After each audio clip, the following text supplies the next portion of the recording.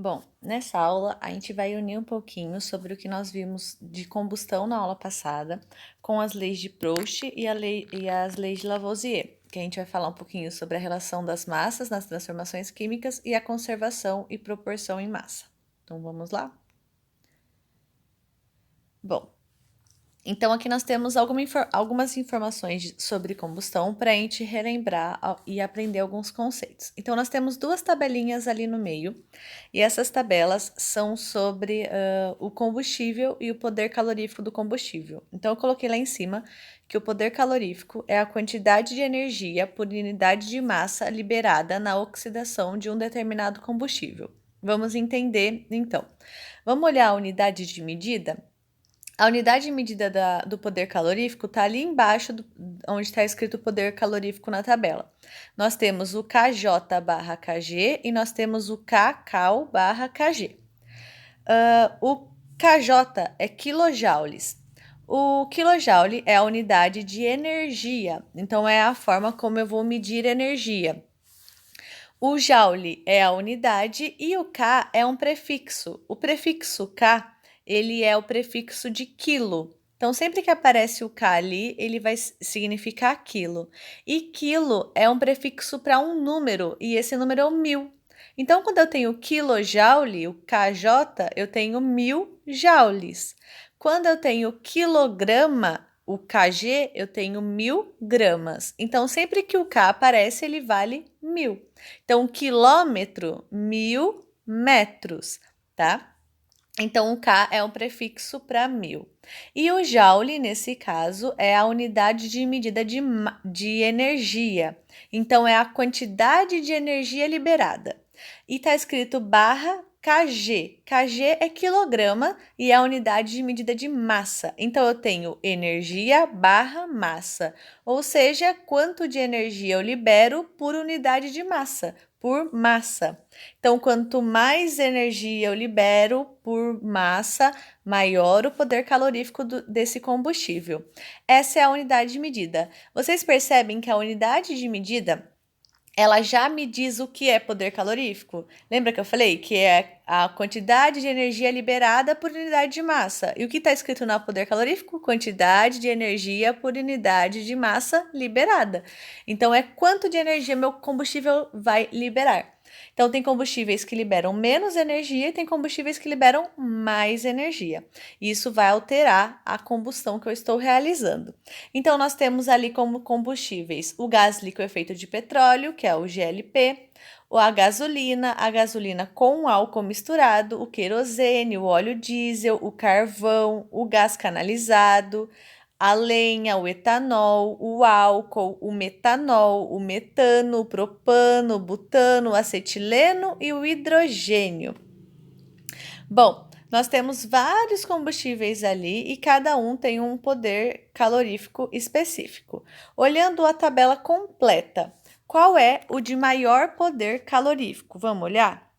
Na primeira tabela, o de maior poder calorífico é o gás liquefeito de petróleo, o gás GLP. Na segunda tabela, o de maior poder calorífico é o hidrogênio. Nossa, e ele é muito maior. E comparando a tabela ao todo, as duas tabelas, ainda quem ganha é o hidrogênio. Ele libera 120.802 kJ por quilograma de energia. E isso em kilojoules. Em quilocaloria, ele libera 28.900. Mas, professora, você não falou desse quilocaloria? Bom, quilocaloria é uma outra unidade para energia também. Em vez de joule, está sendo medida em caloria. No Brasil, ainda é costume usar a caloria, mas a unidade de medida internacional é o joule, tá? Então, a gente tem que acostumar a falar de energia usando o joule como unidade e não a caloria. Mas nessa tabela tem os dois. E é a mesma coisa, é a quantidade de energia dividido pela quantidade de massa. Bom, então meus combustíveis são um material que oxida e esse material precisa de quê para oxidar? Vamos lembrar o que precisa para uma combustão? Eu preciso de um comburente, de um combustível e de uma fonte de calor. Então, nossa fonte de calor pode ser uma faísca, pode ser uma chama, o nosso combustível pode ser qualquer um que está na tabela, por exemplo, e o nosso comburente é o gás oxigênio, tá? Então, vamos olhar ali do ladinho, na parte direita, onde tem um exemplo de combustão. Ali a combustão é a combustão do CH4, que é o metano. O metano é um combustível, nós temos na tabela o poder calorífico dele. O poder calorífico é 53.922 kJ por quilograma ou 12.900 quilocalorias por quilograma. Então, nós vimos na aula passada que pode acontecer combustão incompleta ou combustão completa dos combustíveis. E eu coloquei ali para vocês a equação química da combustão completa e da combustão incompleta do metano. Então, a combustão completa do metano é o metano reagindo com oxigênio. Por que reagindo com oxigênio? Porque toda reação de combustão precisa de um comburente, e esse comburente é o oxigênio.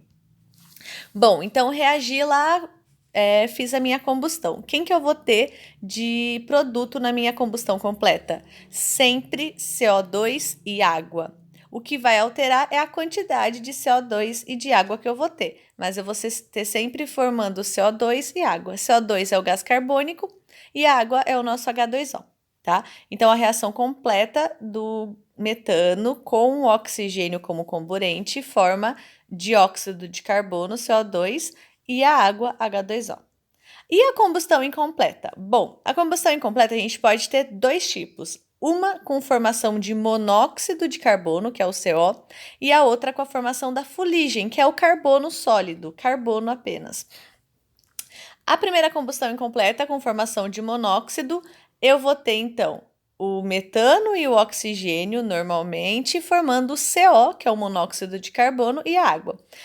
Por curiosidade, o CO ele é mais perigoso do que o CO2. O CO2 e o CO são poluentes, mas os danos causados pelo CO, pelo monóxido de carbono, é muito pior do que os danos causados pelo dióxido de carbono, que é o CO2. Mas vamos analisar.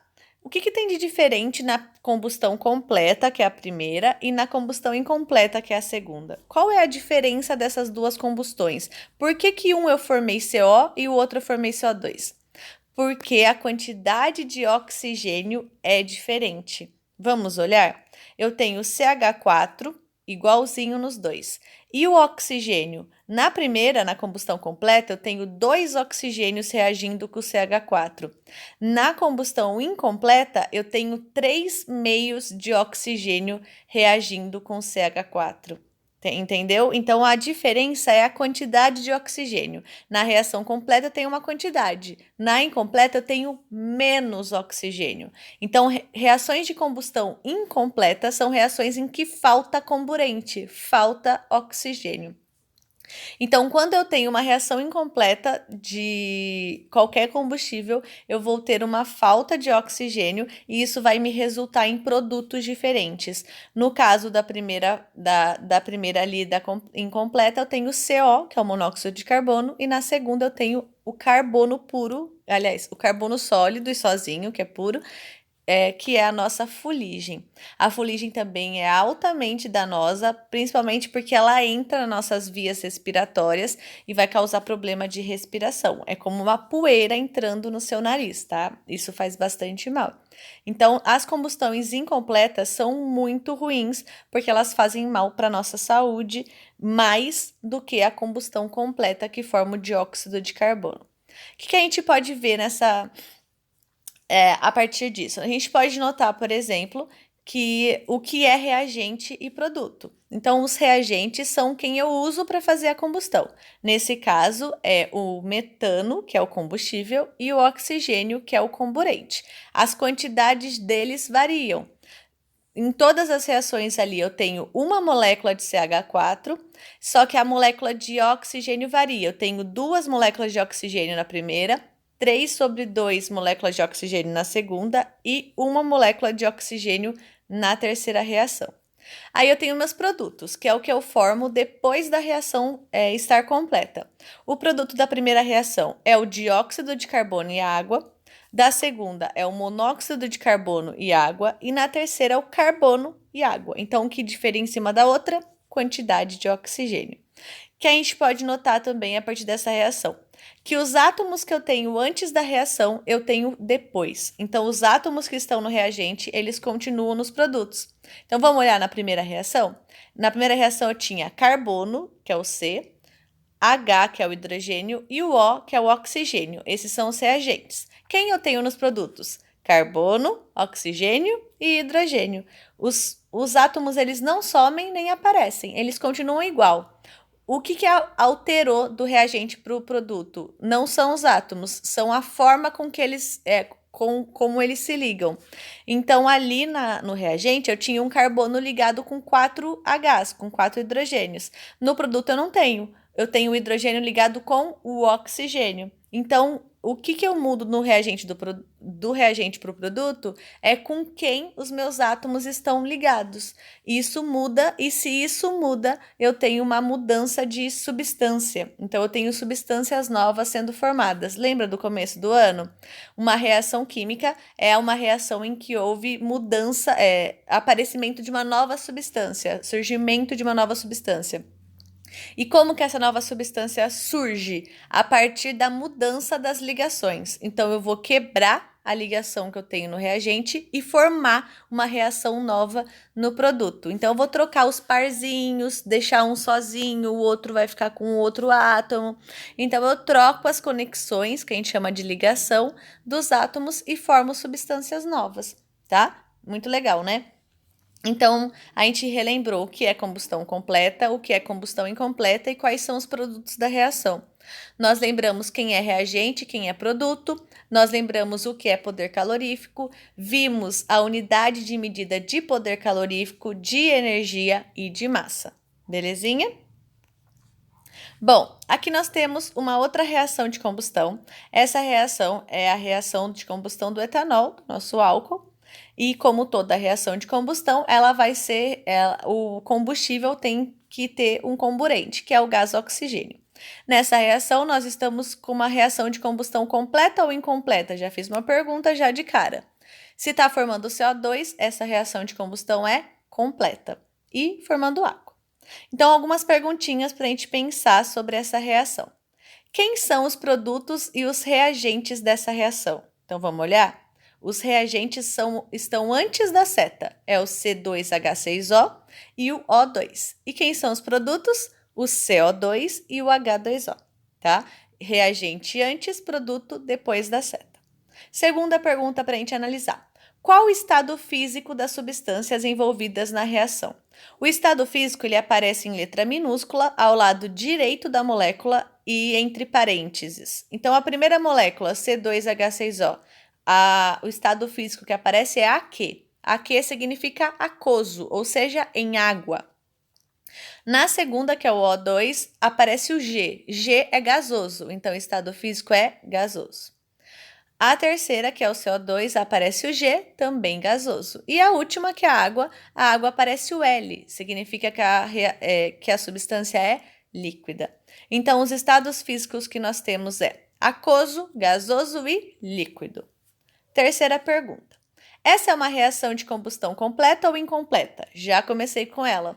Essa é uma reação completa porque ela está formando CO2. E reações de combustão completa formam CO2. Belezinha? Se não fosse completa, ia formar CO ou C. Quarta pergunta. Quantos átomos de hidrogênio há no reagente e no produto? Vamos contar no reagente? Reagente antes da reação. Então, nós temos lá o C2H6O. Isso significa que eu tenho 6 Hs. Então, a quantidade de H fica pequenininho do lado direito dele. H6, 6 Hs. Vamos olhar o produto? No produto, eu tenho H só na água. E eu tenho 2 Hs na água. Só que quantas águas eu tenho? Tenho 3. Então, eu tenho 3 águas e cada água tem 2 Hs. Isso significa que eu tenho 6 Hs ao total. Então, antes da reação eu tenho 6 hidrogênios e depois da reação eu tenho 6 hidrogênios. É a mesma quantidade de hidrogênio.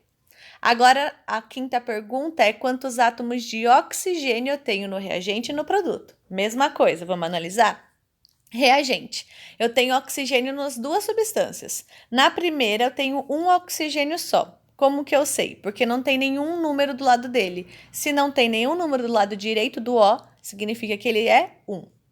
E no O2 eu tenho dois oxigênios. Só que quantas vezes eu tenho O2? Eu tenho 3 vezes O2. Então, 3 O2 com 2 oxigênios cada, 6 O2 é o total. Mais o oxigênio da primeira molécula, 7 oxigênios. Isso no reagente. Vamos olhar o produto depois da seta? Eu tenho CO2. O CO2 tem 2 oxigênios, só que eu tenho 2 vezes o CO2. 2 CO2 com 2 oxigênios cada, 4 CO2. Mas também tem oxigênio na água. Quantos oxigênios eu tenho na água? 1. Só que eu tenho quantas águas? 3. Então, 3 águas com 1 oxigênio, 3 oxigênios. 3 oxigênios da água mais 4 oxigênios do CO2, 7 oxigênios. Então, eu tenho 7 oxigênios antes e 7 oxigênios depois da seta. 7 no produto, 7 no reagente. Coincidência? Não. Realmente, a gente vai ver que a quantidade de átomos não altera. Eu tenho sempre a mesma quantidade dos dois lados. Essa parte ela é importante para a gente para outra etapa, que é quando a gente for fazer o balanceamento das reações. A gente vai ter que saber contar a quantidade de átomos para conseguir balancear, tá? Vamos para a próxima pergunta. Os átomos presentes nos reagentes continuam presentes nos produtos? Ou seja, depois da reação? Sim. Todos os átomos que tem no produto tem no reagente e é sempre assim mesmo. Próxima.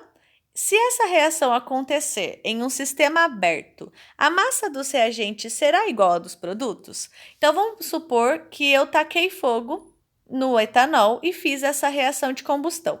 E eu fiz isso numa panela aberta, num recipiente aberto.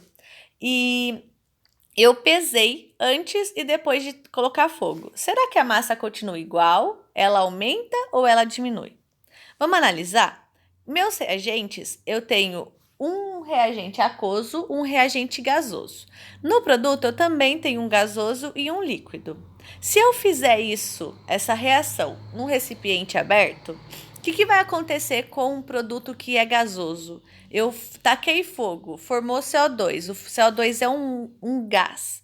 O que vai acontecer com ele? Ele vai se dispersar, ele vai embora. Ele vai se misturar com o ar e vai embora, porque ele se espalha muito fácil. Isso significa que a massa vai ser diminuída. Eu vou ter uma massa menor no produto, por conta do produto de um dos produtos serem gasosos. Então, quando eu for pesar a massa, eu vou ver que a massa diminuiu quando a reação acabar. E essa massa diminuiu por conta do gás que se formou. O gás se desprendeu e eu acabei perdendo essa massa. Ali depois pergunta o que vai acontecer com a massa se eu fizer num sistema fechado. Então, a gente viu que num sistema aberto, a massa diminui. E se eu fizer num sistema fechado, fizer num recipiente totalmente lacrado, fechado? Então, a gente viu que a gente vai formar um gás. Esse gás vai ser solto, só que ele vai estar preso dentro do recipiente. Será que estando tudo ali dentro do recipiente, vai ter como a massa se alterar? Não. A massa ela vai acabar continuando a mesma. Então, se eu faço uma reação, qualquer reação, inclusive a de combustão, num recipiente fechado, a massa do reagente vai ser igual à do produto. Então, eu não vou ter alteração de massa dentro de um sistema fechado. E isso é meio óbvio, porque eu não estou colocando nada e nem tirando nada, eu só estou reagindo. Então, se nada sumiu e nada apareceu, é óbvio que a massa continua igual. Só que num sistema aberto, reações que têm gases, elas vão acabar se desprendendo esses gases e a massa vai ser alterada, tá? Mas se eu conseguir capturar esse gás e deixar ele lá dentro da reação, eu vou ver que a massa continua igual. E a última pergunta: o que acontecerá com os produtos se a reação for feita com menos de 3 moléculas de gás oxigênio? Então, ali nós temos nos reagentes uma molécula de etanol e 3 de oxigênio para fazer a combustão. E se eu usar menos oxigênio, o que acontece? que acontece nas reações de combustão quando o oxigênio está em menor quantidade? Eu formo uma reação incompleta. Então, eu vou acabar formando, ao invés de dióxido de carbono, monóxido de carbono ou carbono, que é a fuligem. Então, quando eu altero a quantidade de oxigênio numa reação de combustão, eu faço essa reação alterar os seus produtos. Então, eu vou ter ou um produto que é a fuligem ou o monóxido de carbono, que é outro produto. E essas reações são de combustão incompleta. Belezinha? Analisamos essa reação então. Agora vamos para a primeira lei, que é a lei de Lavoisier. O Lavoisier, esse carinha da imagem, ele chama Anthony Laurent Lavoisier. Ele nasceu em 1743, faleceu em 1794. Ele foi um químico francês e em 1785 descobriu a lei de conservação das massas. Vamos entender. Então, conservação da massa, lado esquerdo do slide. Massa de um mol de cada substância. Então, ali é uma explicaçãozinha. Então, as massas ali que estão presentes na tabelinha são as massas referentes a um mol de cada substância.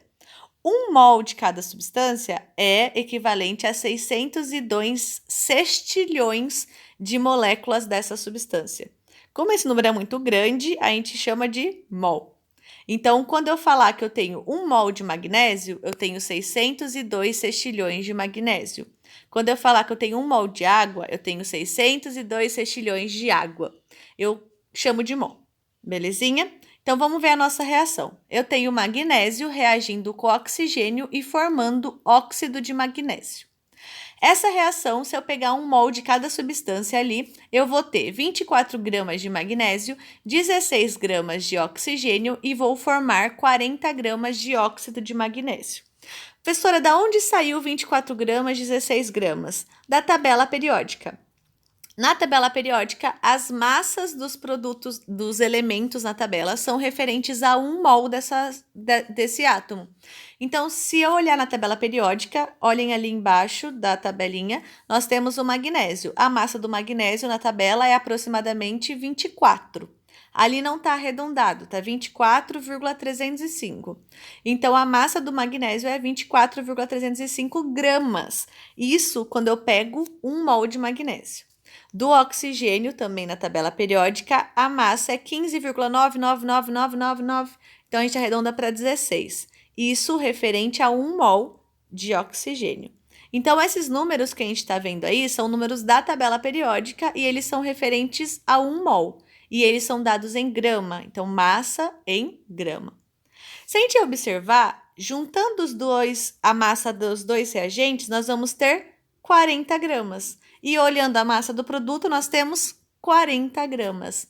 A reação feita dentro de um sistema fechado não tem sua massa alterada. Foi o que nós vimos no slide anterior com a reação de combustão do etanol.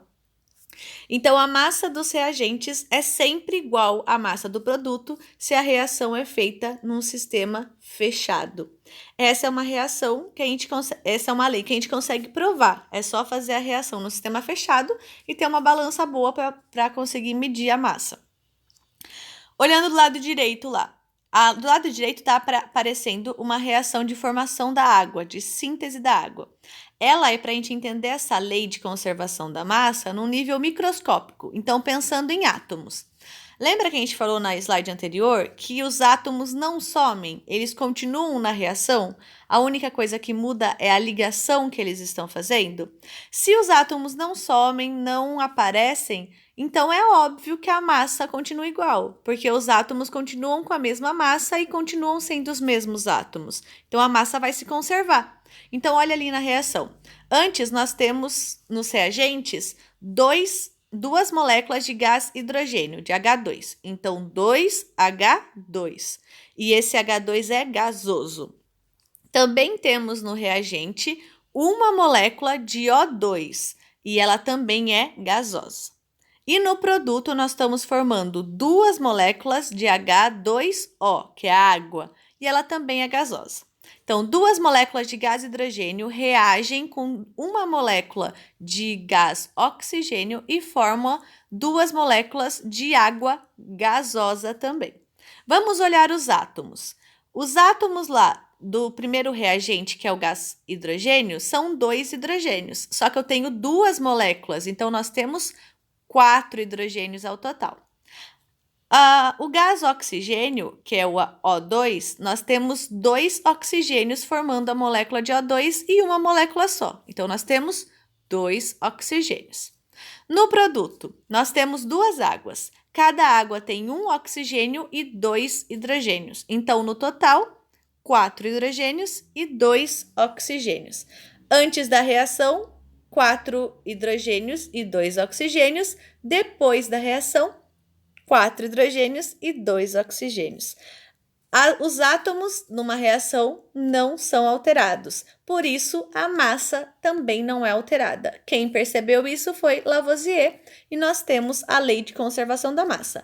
Muito tranquilo, correto? Então, se eu tenho 40 gramas no produto, eu tenho que ter 40 gramas no reagente. Se eu tenho 16 gramas no produto, eu tenho que ter 16 gramas no reagente. Se eu tenho 2 átomos de hidrogênio no reagente, eu tenho que ter 2 no produto. E assim é sempre. Agora vamos para a nossa próxima lei. A lei das proporções constantes. Quem falou dessa lei foi o químico francês Joseph Louis Proust. Ele nasceu em 1754 e faleceu em 1826. E ele realizou cuidadosas experiências relacionando as massas dos componentes de determinadas reações. E tá ali o rostinho do Proust. O Proust fala sobre as proporções constantes. Então, vamos olhar a tabelinha.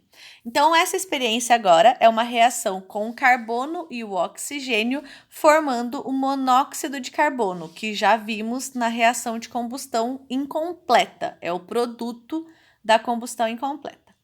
Pegamos várias massas de carbono. Fizemos 3 vezes essa experiência. Primeiro com 3 gramas de carbono, depois com 6, depois com 9. Fizemos a mesma coisa com o oxigênio. 8 gramas, 16 e 24. E formamos monóxido de carbono em todas as reações. Na primeira reação, 11 gramas, depois 22 e depois 33. Vamos observar. Quando a gente pegou 3 gramas de carbono, nós pegamos 8 de oxigênio. Quando nós pegamos 8 de oxigênio, nós formamos, com 3 de carbono, 11 de monóxido de carbono. Na reação de baixo, na linha de baixo, em vez de pegar 3 de carbono, nós pegamos 6. Isso é o dobro. Como eu dobrei a quantidade de carbono, olha o que aconteceu com a quantidade de oxigênio. Eu também tive que dobrar. E se eu dobrei a quantidade de reagente, o que aconteceu com a quantidade de produto? Dobrou. Agora vamos olhar a última linha. Vamos comparar a primeira e a última. De 3 para 9 carbonos, eu tripliquei a quantidade de carbono. Se eu tripliquei a quantidade de carbono, a de oxigênio triplicou. E se a dos reagentes triplicaram, a dos produtos também triplicou, de 11 para 33. Olha a conclusão. As proporções das massas que reagem permanecem sempre constante. Ou seja, se eu alterar a quantidade de carbono, a quantidade de oxigênio vai ser alterada. E isso vai alterar também a quantidade de monóxido. Então, tudo que eu faço no reagente acontece no produto. E se eu faço com um reagente, eu tenho que fazer com outro. Por quê? Se eu altero a quantidade de um reagente e não altera do outro, a reação não se forma completamente. Eu não faço a reação correta. Então, se eu tiro uma quantidade de oxigênio ali e não tiro de carbono, eu não vou formar um monóxido de carbono. Vai acabar sobrando alguma coisa. Se eu aumento a quantidade de carbono e não aumento de oxigênio, vai sobrar carbono e não vai formar o monóxido de carbono completo. Vai ficar sobrando carbono ali. Então, o Lavoisier percebeu que para eu fazer uma reação, eu vou ter que primeiro continuar com as quantidades na proporção exata. Então, se é 3 de carbono e 8 de oxigênio, tem que continuar sendo 3 de carbono e 8 de oxigênio. Se eu quiser aumentar isso, eu vou ter que aumentar proporcionalmente, duplicando, triplicando, diminuindo pela metade, diminuindo 3 vezes. Isso é proporção. E isso vai acabar acontecendo consequentemente também no produto. Então, se eu dobrar a quantidade de reagente, eu vou dobrar a quantidade de produtos também necessariamente, tá? Vamos ver isso em nível microscópico? Então, olhando ali, temos agora a reação de quebra da água. Então, nós fizemos a formação da água no exemplo anterior, agora a gente vai quebrar ela, transformar ela em hidrogênio e oxigênio. Bom, antes nós tínhamos duas águas formando 2 hidrogênios e 1 oxigênio. Na reação de baixo, nós formamos 4 águas. Pegamos. Então, eu fui de 2 águas para 4. Então, eu dobrei a quantidade de águas. Se eu dobro a quantidade de água, o que acontece com a quantidade de produto? Também dobra. Então, ao invés de formar 2 hidrogênios, eu estou formando 4. Ao invés de formar 1 oxigênio, eu estou formando 2, tá? Isso é a proporção. E a proporção nos diz que ela se mantém constantes. Então, se eu estou alterando a quantidade de um dos reagentes, o outro reagente também altera e o produto também. E assim com tudo dentro de uma reação química. Se eu não mantiver essa proporção, vai ficar sobrando ou reagente ou um dos reagentes, ou vai ficar faltando alguma coisa no seu produto. Belezinha? Então, o que está escrito ali no quadradinho menor, a proporção se mantém constante, mesmo que as quantidades de reagentes e produtos sejam alteradas. Vai sempre formar dentro da proporção, desde que obedeça a essa proporção. É igual fazer uma receita. Se a minha receita diz que eu preciso de 2 ovos e 1 quilo de farinha, e eu vou lá e coloco 4 ovos, eu vou ter que usar 2 quilos de farinha, porque eu dobrei a quantidade de ovos. Se eu não fizer isso com a farinha, o meu bolo vai ficar com gosto diferente, ele vai ficar com mais gosto de ovo, por exemplo, tá? Então, para eu fazer a reação do jeito que ela deve acontecer, eu tenho que obedecer às proporções entre reagentes e produtos. Agora, um exemplo de atividade para a gente praticar. Vocês vão fazer isso depois, tá? Então, vamos lá ler a atividade. Uma das alternativas para diminuir a quantidade de dióxido de carbono liberada para a atmosfera consiste em borbulhar esse gás em uma solução aquosa de hidróxido de sódio. A reação que ocorre pode ser representada da seguinte forma. Então, vamos lá. Nossos reagentes: dióxido de carbono e hidróxido de sódio. Nossos produtos: carbonato de sódio e água. Então, percebam que quando eu faço uma reação do dióxido de carbono, que é um gás poluente, com o hidróxido de sódio, eu não formo mais dióxido de carbono, eu formo carbonato de sódio e água. Isso faz com que eu não libere o dióxido de carbono para a atmosfera e não polua a atmosfera. Primeira pergunta. Sabendo que 44 gramas de dióxido de carbono reagem com hidróxido de sódio e formam 106 gramas de carbonato de sódio e 18 de água, qual é a massa de hidróxido de sódio necessária para que o gás carbônico seja totalmente consumido? Vamos pensar um pouquinho. Eu peguei 44 gramas do primeiro reagente. O segundo reagente eu não sei quanto que eu tenho que pegar, mas eu sei que eu vou formar 18 gramas de água e 106 de carbonato, que são os meus produtos. Vamos ver quanto que eu formei de produto no total. Eu tenho 106 gramas de um e 18 de outro. Então, no total, eu estou formando 124 gramas de produto. De acordo com a lei de Lavoisier, a massa do reagente do produto ela é igual. Então, se eu formei 124 gramas de produto, eu vou ter que ter 124 gramas de reagente. O meu primeiro reagente tem 44 gramas. Então, quanto falta para dar 124, que é o total? Faltam 80 gramas.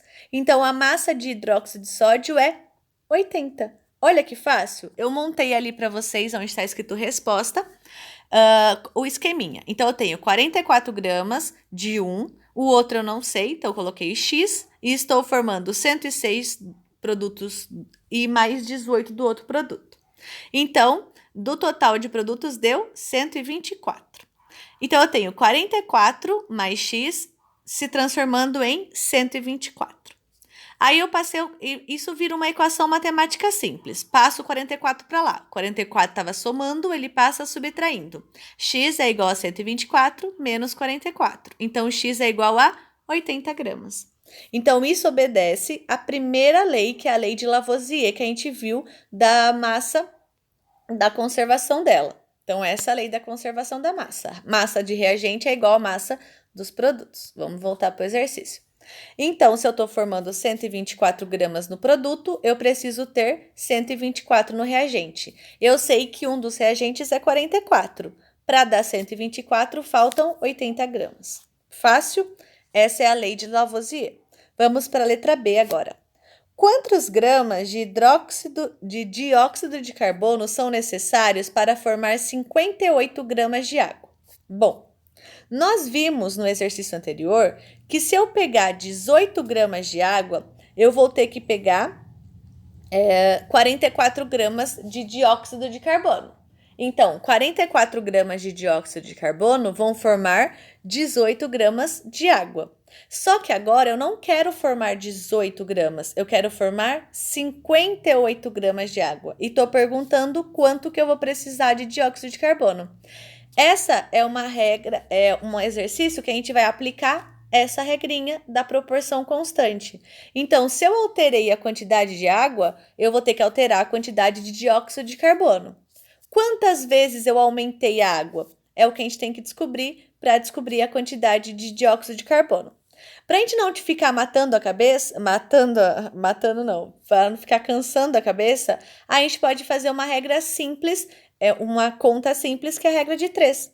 Como a lei da proporção constante está falando de proporcionalidade, a forma mais fácil de resolver uma questão de proporção é a regra de 3. A regra de 3 só serve para números que são proporcionais. O que significa isso? Quando um número depende do outro.